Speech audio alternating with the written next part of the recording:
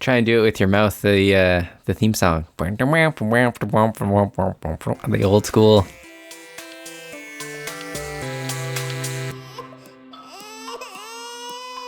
The adult beverages are poured, the kids are asleep. Welcome to New Dad Gaming, a show about fatherhood, gaming, and new fathers figuring out their gaming lives. My name is Trevor, and I have a 1-year-old and a 3-year-old.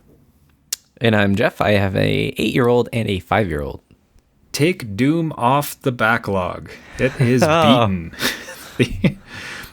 Really, up-to-date current news here on New Dad Gaming. Beating a game that is, what is it, like 3 years old now? Yeah, it's about that. It's coming up on like some sort of anniversary, I'm sure. Yeah, the anniversary edition is going to come out now that I've beat it. But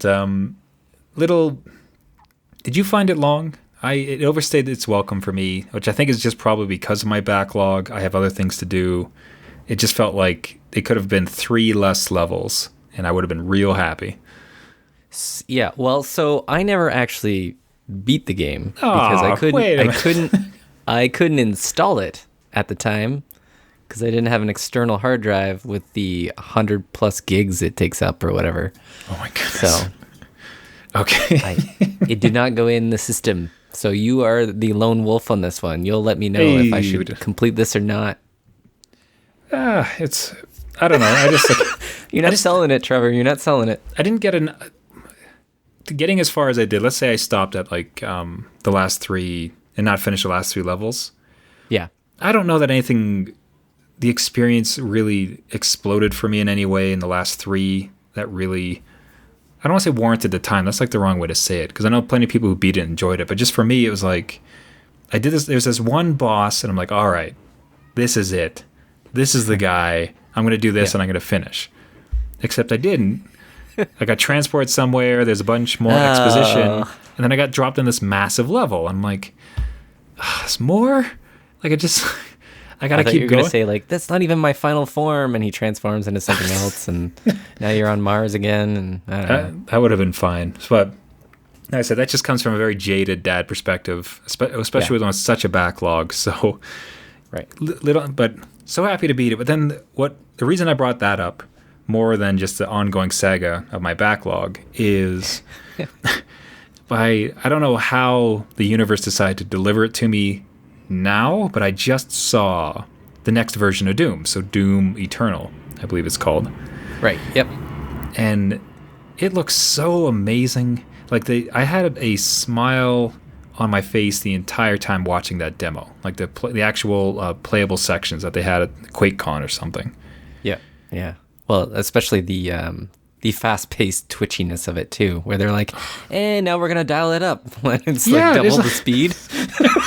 I was like, "What?"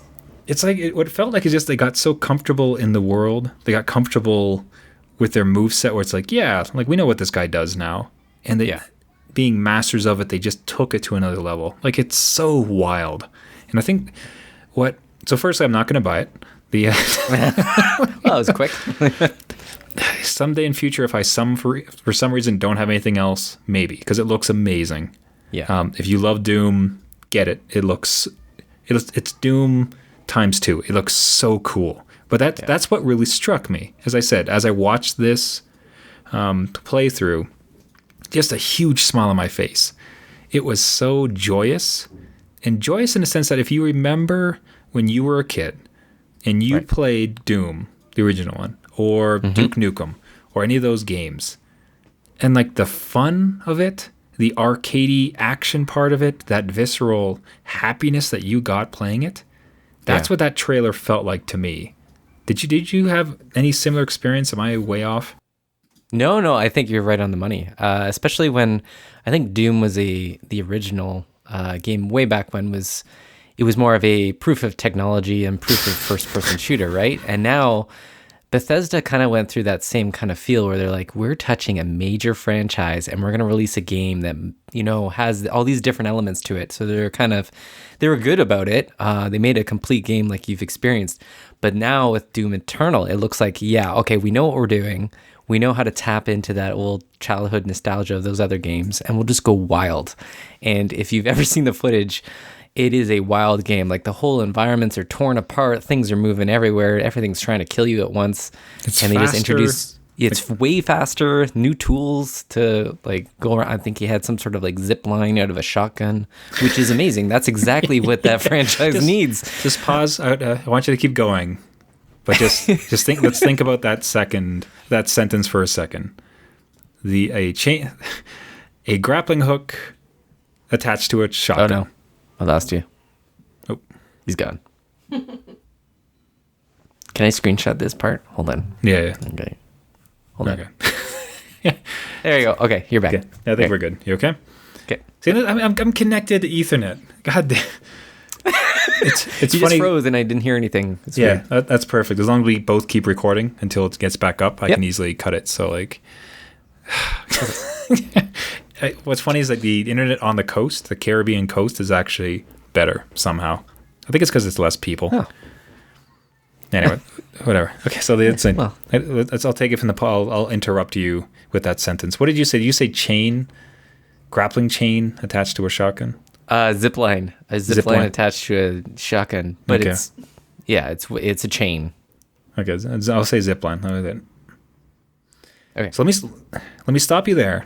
I want us to appreciate that sentence that just came out of your mouth. A zip line attached to a shotgun.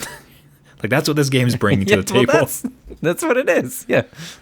But it's like us dads now are at the heads of these studios, and I think it's us dads now are also purchasing a lot of these games. It honestly feels like there's just this momentum now behind fun, interesting games, like a maturation of the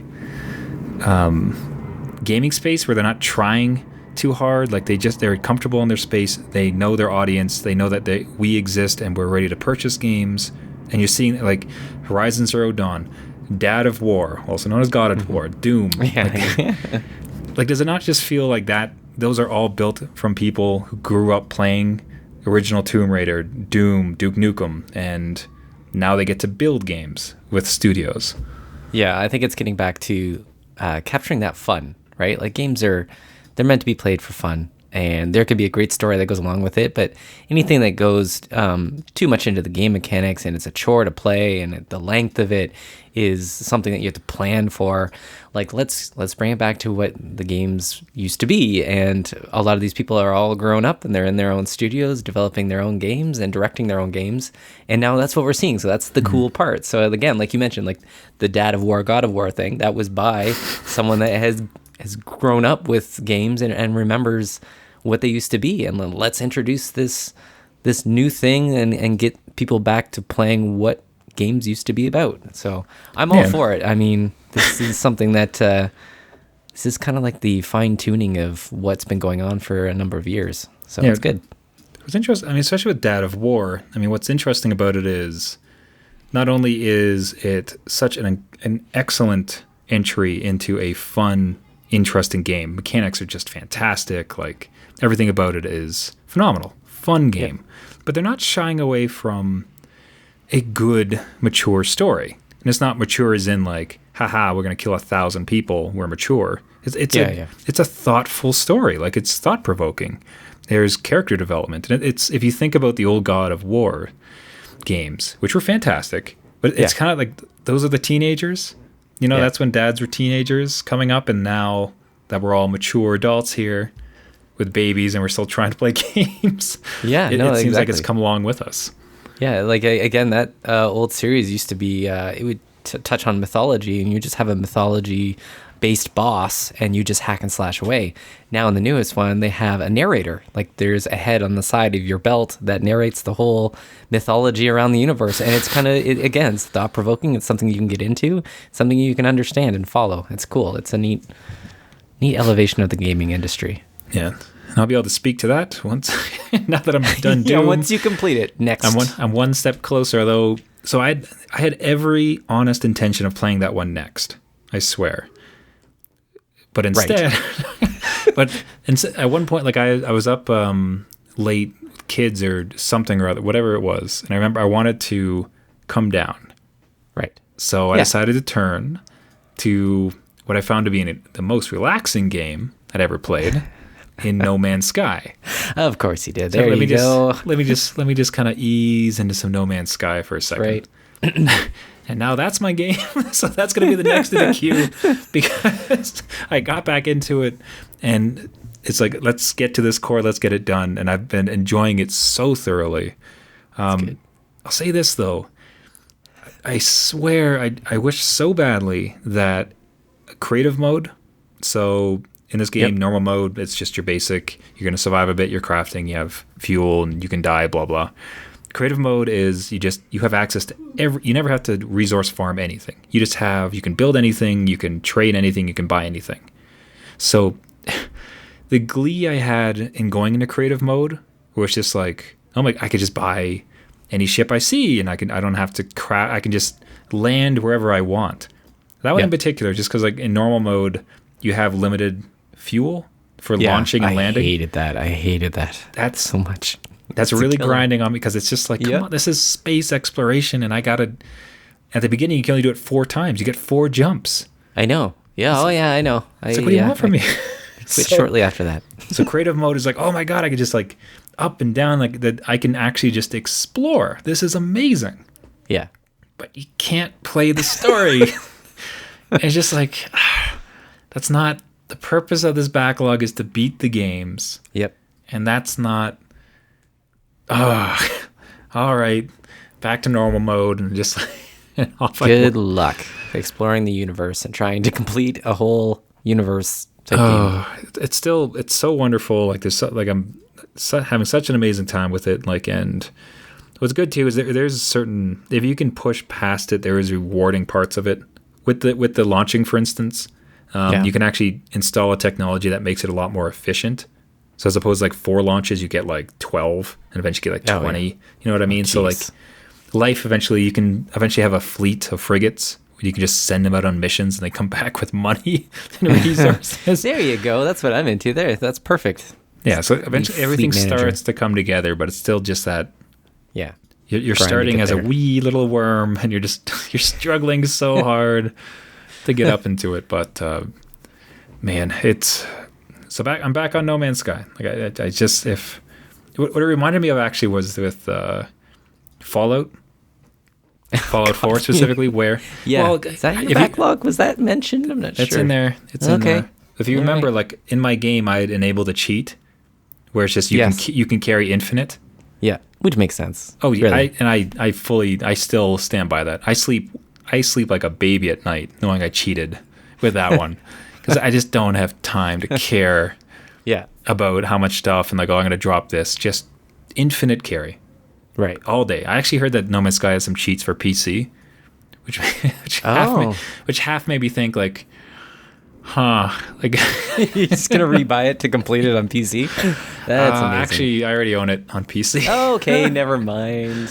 I already did the second buy. Maybe there's a cheat, make creative mode, normal mode, and then you just beat it. You're good. Yeah, just do normal mode, a whole slew of cheats, and then just get to the core.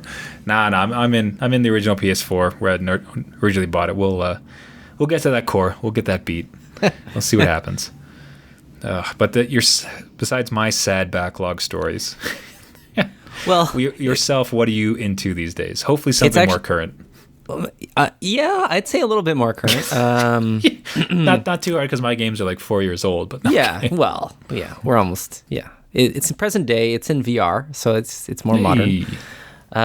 With Ultra Wings. So nice. You sung high praises of that one. Highest praise. And decided to dive in. And it is the only game I've ever owned for VR where it is disorienting. I got some weird VR motion sickness from it. And for those that don't know, Ultra Wings is a flying game where you take up little planes and you work your way up to faster planes. They go a little bit more around the world, and there's a little bit more of a tilting and turning and almost barrel rolling through. And it's just something that I couldn't get past. It was a weird feeling, and it initially starts you with the blinders on, which I was like, well, I'm going to take those off. I'm playing enough games in my day. Let's start out in expert difficulty. Let's do this. So yeah, no, got up there and I was like, whoa, my stomach was just turning a little bit. I was like, this is not going to work. And I had to put those babies back on. Was nuts. That's wild because this is, to set the stage, like you are, it's slow. You would fly through Wipeout. Like as I remember, you didn't have an issue with Wipeout, which is the marquee example of a very stomach-turning game. Yet Wings gave you a bit of an issue. I can go 300 kilometers per hour, but if I get up to 15 at the little biplane here, then like a little mosquito on this little world. Yeah, no, I don't know what it was. It was just something that was that caught me off guard. I'm working my way back up, but with the blinders on. And trying to, because it's a neat little game. The graphics are different, like they're stylized, but to experience kind of going around the world in this little plane and landing and going through hoops and shooting things, and it's just a fun thing to have in VR that you can look over your plane. You're like, whoa, that's an ocean. Yeah, the landing is really, it's surprising how interesting landing is.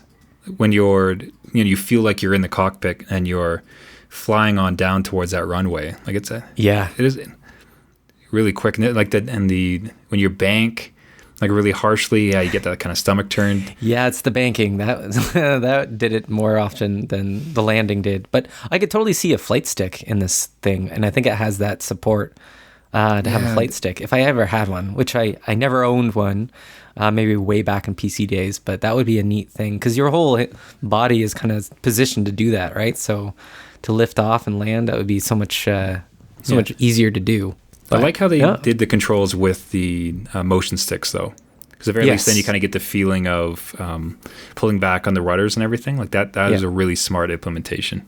Yeah, even flicking the engine on at the start where you're like, got to get my gas on, got to start the engine, and then you're playing with the pedals and stuff. And you're like, yeah, this can work, and it's just a neat way to get into VR if you have the stomach for it. So, well, they got, like I said, what's good about it is these devs seem to have a real keen sense of that. They have to be gentle with their users, right? Like the option for blinders, for instance. Like if it just like, screw you, Buttercup, like we got to get going, like don't buy this game. Yeah, up into the air with you.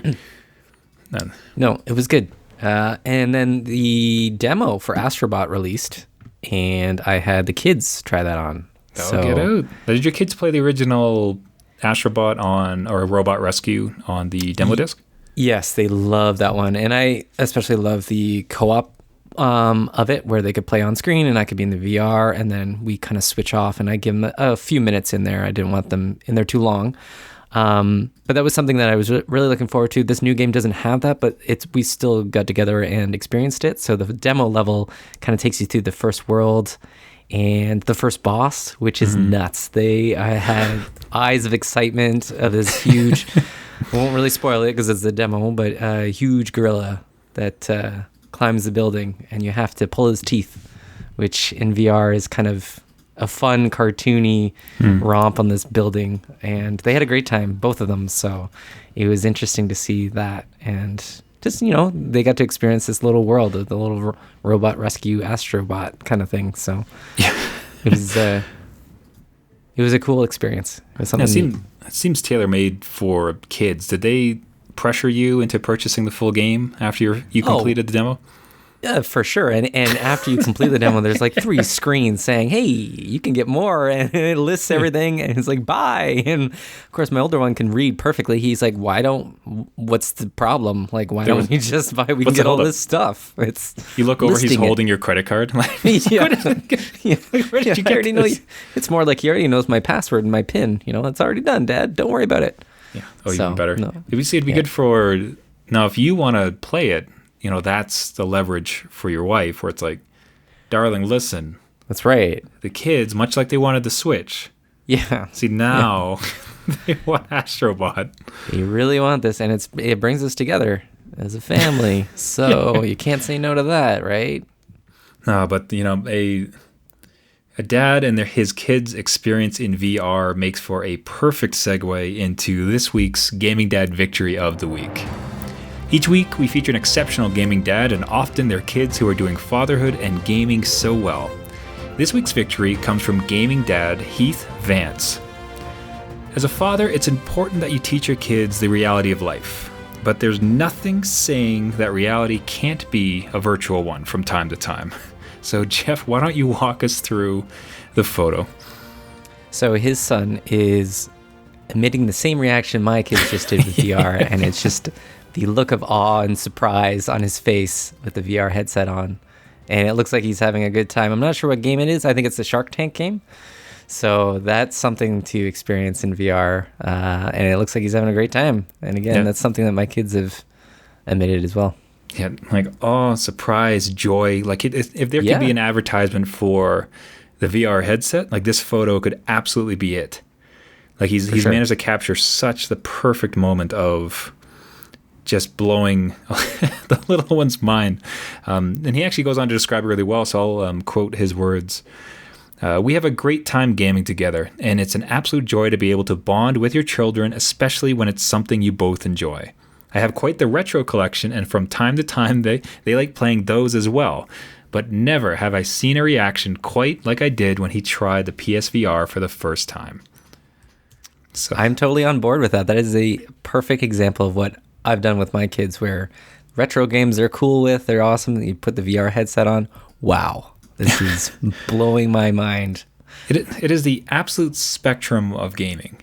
You have 8-bit, the tiniest little sprites, super difficult 3 lives, press start, all the way into being thrown into a world with mini robots, with sharks, like virtually being anywhere you want to be, covering an absolute gamut of gaming. And man, capturing that absolute enthusiasm, that overjoy of it, like certainly deserving of the Gaming Dad victory of the week.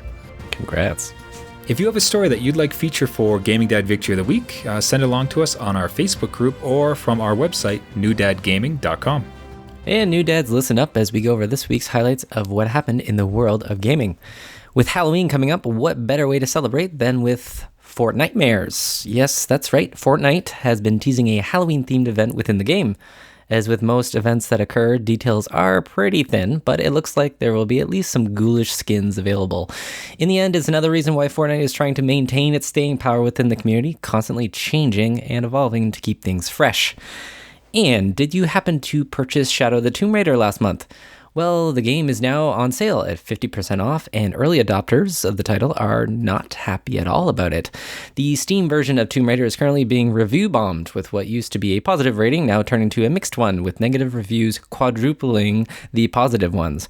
Users are angry that they invested in the game at launch, and with the quick sale is a sign of Square Enix that they will not fix any major glitches with the game, just trying to cash in and move on. Well, luckily Steam has implemented a histogram of customer reviews, so you can pinpoint any major events such as these that could affect a game's reviews.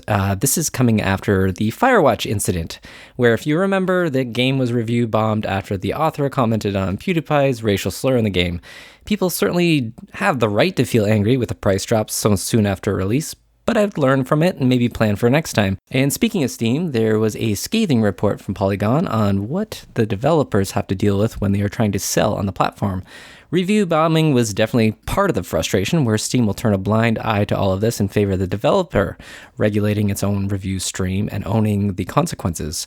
There is also the fact that Steam will take 30% of the profits and will automatically discount games internationally, according to their market research, can range from 30 to as high as 60% off the original purchase price, putting developers in rough waters if they expect to reach profit levels. Because of this, it looks as though Steam is pushing smaller studios to other venues, such as itch.io, where they have a much better shot of earning their fair share, as well as standing out amongst the AAA gaming releases. We'll see if Steam will evolve and listen to this growing issue, but there's no doubt it's here to stay for some time further. And there's at least one company that's hitting pause on VR development for the time being. eValkyrie and Sparks developer CCP Games has gone on the record to say that they had grossly underestimated what the VR market was going to be. They expected it to be about 2 to 3 times bigger, and with what was out there at the time, there just wasn't enough of that VR pie to make business. The CEO has stated he has high hopes for the VR in the future and that there's no regrets about investing in the technology at the beginning. we here at NDG hope to see CCP games jump back into VR as the market continues to mature. In terms of gaming releases, some highlights this week include Red Dead Redemption 2. That's all you really need to know. There might be other games, but pretty much everything of note is going to be released before or after Red Dead Redemption 2. That's it for the gaming news this week. Catch a nap and tune in next week for another update. Frankly, I'm surprised to see you here. I thought you'd just be staring at a clock until Red Dead comes. I know, right? What's the mood in your house right now with Red Dead being so close? Like, are you beside yourself? Are you kind of like lamenting because of weird delays that they've had? It's an odd space where they haven't really put out much on this game. Like, we've seen a couple trailers. So at the announcement, I was really, really pumped for it. And now it's just like an okay, great. It's coming out, because there's it has its own hype, right? Like you don't even have to talk about it, knowing that there will be quality there and everything. I'm sure will work fine. But if Amazon can deliver my order on time on launch day, that's another story. So we're looking at a week after that. So we'll see. We'll see. I might be here. I might not be. Might be in the Wild West. Yeah, the show is just going to be me alone for the next 2 or 3 weeks. As you're way down into the West world. Yeah, you'll be in space and I'll be in the Wild West. We're all good. Exact polar opposites, and yet somehow so very much the same.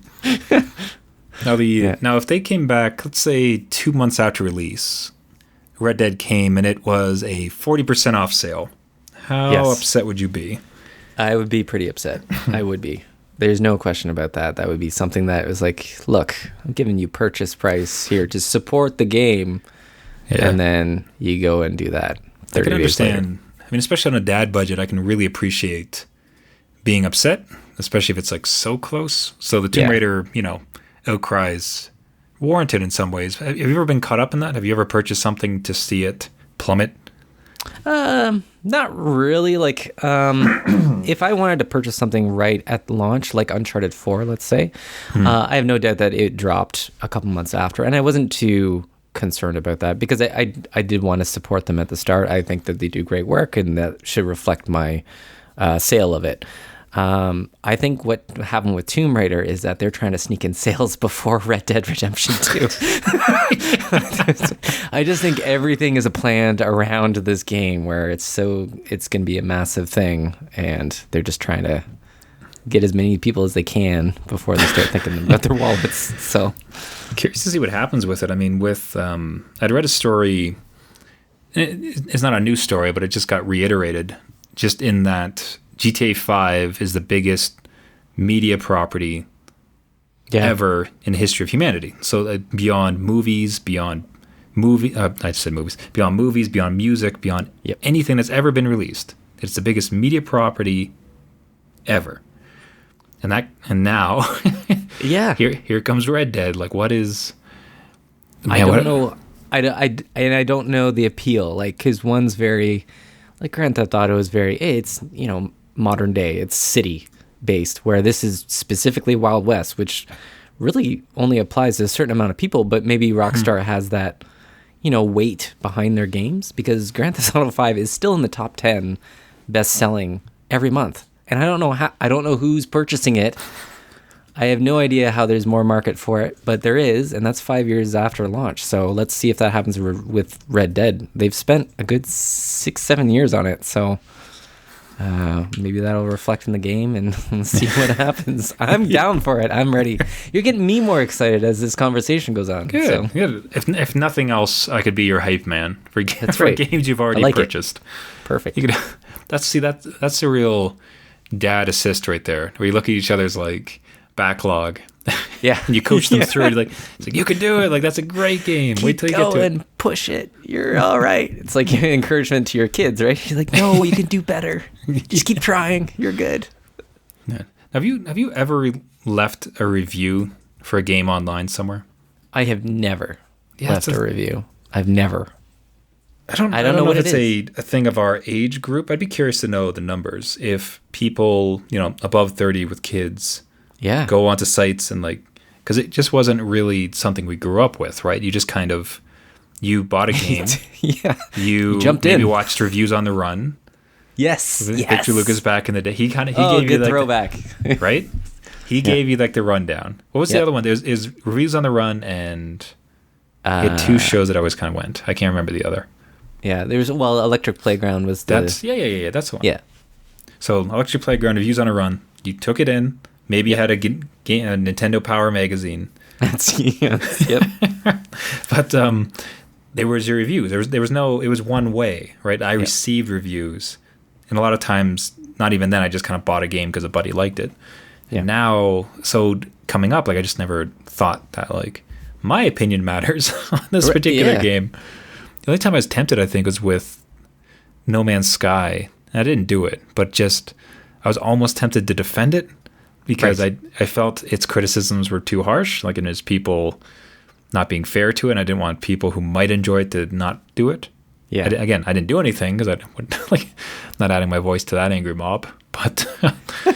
Well, and there's something to be said for, I could find myself go online and post a bad review easier than a good review. Like, if I'm complaining, I'm going to complain online because I know that people will see it now. Whereas if I really like the game and I go online and write a good review, I would actually weight those good reviews more because it actually took more effort for me to go online and say, hey, this is a great game and you should purchase it versus just going online and complaining. Yeah, reviews are funny that way, where it's like, yep, it was good. I enjoyed this. Yeah, you're not gonna go. You have no like motivation. Like anger is motivating. It's like this game sucks. For sure. You want to like go onto everything and burn it down. And you can point out all the flaws too. Whereas if it's good, you're like, yeah, the mechanics work. There's a story I can't tell you about because I don't want to spoil it. But there's something that happens that's great, and go for it. So yeah, because I mean, even games that like I adored, like Moss, like it's. If any, the only thing I've probably is where I've like maybe commented on a thread where somebody said, "Should I buy this?" Yeah. To which you pitch in like, from my perspective, yes, this is so amazing. Like it's shows such a different side of VR that maybe I hadn't tried. Yes. But that'd be about it. So anyways, no review bombs from gaming dads, I imagine. No, not anytime soon. No one has time for that. I guess never like to end on a down note, but hearing that the developer of Eve, Valkyrie, and Spark is underwhelmed with performance in VR is saddening. Because like, when we could go back to the history when you and I were first raving about Eve Valkyrie as being like in many ways like that was the game that hooked me to set. I remember that was my game that hooked me. That was it. I am buying VR is what I had said after getting it. Yep. And to hear and Spark 2, which unfortunately that's one of those kind of backlog ones that I have and haven't spent time with, but I bought it, I have it. The quality of it and the reviews of it online, amazing. So this studio is cranking out quality hits, and then to hear, they're not quite in the space where they want to be, not making the numbers necessarily. Yeah. And I'm hoping too, like both those games are very early, right? Oh yeah, for sure.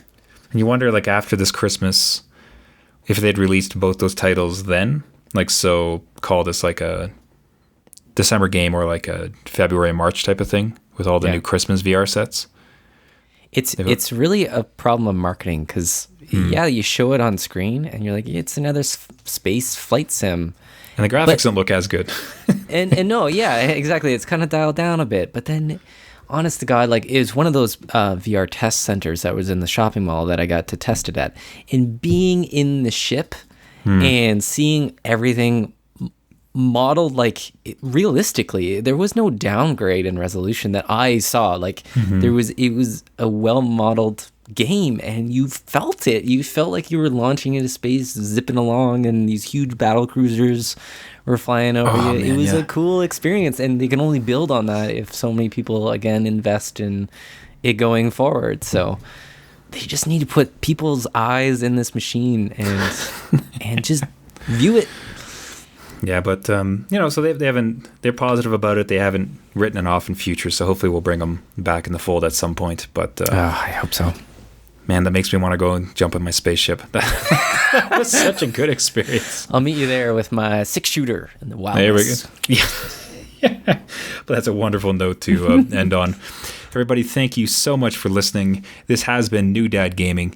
If you'd like to reach out to us with a question, a game tip, a dad story, or a Gaming Dad Victory submission, you can do so at our website, newdadgaming.com. You can find us on Twitter or join up on the Facebook group. If you'd like to subscribe to the podcast, you can find us on Spotify, iTunes, Google Play, Stitcher, and any of the other podcasting services. If you like the show, we would really appreciate a like, a review, or a share as we're trying to reach as many gaming dads as we can. Until next time, my name is Trevor, and I have a 3-year-old and a 1-year-old. And I'm Jeff. I have an 8-year-old and a 5-year-old. And a Red Dead coming any moment. Countdown is on. See you at high noon. Meanwhile, I'm back to No Man's Sky. Again. Yep. Going to space. Again. See you next week. See you later.